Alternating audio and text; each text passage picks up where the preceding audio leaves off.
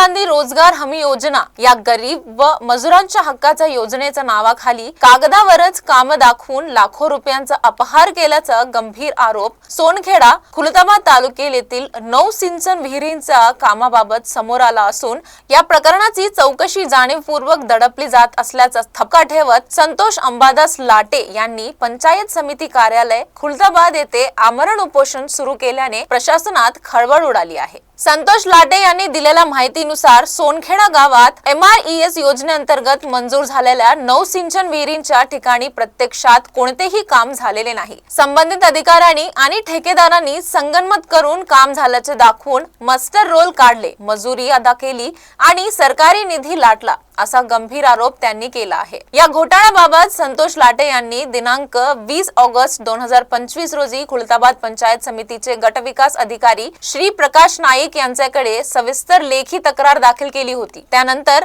7 September 2025 रोजी संबंधित अभियंत्यास चौकशीचे आदेश देण्यात आले। मात्र या आदेशांना हरताळ फासण्यात आला असून आजपर्यंत कोणतीही चौकशी करण्यात आलेली नाही असा गंभीर आरोप तक्रारदारांनी केला आहे। चौकशी न झाल्याने 14 ऑक्टोबर 2025 रोजी पुन्हा स्मरणपत्र देण्यात आले। त्यानंतर गटविकास अधिकाऱ्यांनी त्रिसदस्यीय चौकशी समिती गठीत करण्याचे आदेश दिले। मात्र ही समिती आज त्यागत निष्क्रिय असून प्रत्यक्ष चौकशी शून्य आहे। यामागे दोषींना वाचवण्यासाठी चौकशी मुद्दाम दडपली जात असल्याचा संशय बाळगत आहे। प्रकरण महिने प्रलंबित ठेवत प्रशासनाने कानाडोळा केल्याने अखेर 29 डिसेंबर 2025 रोजी संतोष लाटे यांनी पंचायत समिती कार्यालयासमोर आमरण उपोषण सुरू केले। उपोषणावेळी दिलेल्या निवेदनात त्यांनी स्पष्ट शब्दात इशारा दिला आहे की उपोषण काळात माझ्या जीवितास किंवा आरोग्यास काहीही धोका झाल्यास त्यास गट विकास अधिकारी पंचायत समिती खुलताबाद पूर्णपणे जबाबदार राहतील। या गंभीर प्रकरणाची दखल घ्यावी यासाठी संतोष लाटे यांनी तहसीलदार व पोलीस निरीक्षक यांनाही तक्रारीची प्रत सादर केली असून निष्पक्ष चौकशी व दोषींवर कठोर कारवाई करण्याची ठाम मागणी केली आहे। महात्मा गांधी रोजगार हमी योजनेचा उद्देश ग्रामीण भागातील गरिबांना रोजगार देणं हा असताना याच योजनेतून विहिरींच्या नावाखाली अपहार केला जात असल्याचा आरोप अत्यंत गंभीर मानला जात आहे। जर हे आरोप खरे ठरले